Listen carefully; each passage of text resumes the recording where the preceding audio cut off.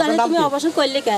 মরে যেতাম তাহলে অপারেশন করলে কে এই কথা কয়েছে সামনে ধরে মারেছে আরে ভাই আমি তারটা নিশ্চিত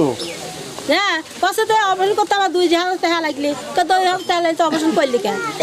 আমি ফেলা যেতে পারতি যে তাই কয়েছে সামনে এই কান সার আবার মারেছে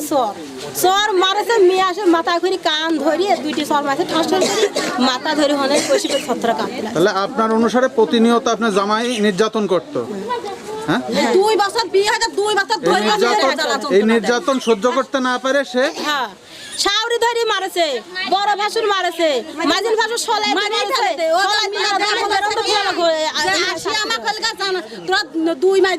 আপু দি আম্মু দি তোরা আসি হলকা আমাক বিকাল বেলা সে জানাজা কইতে তুমি দেন সত্যি সেই জানা আমার মাঝিল গেছে যা ভাত তুমি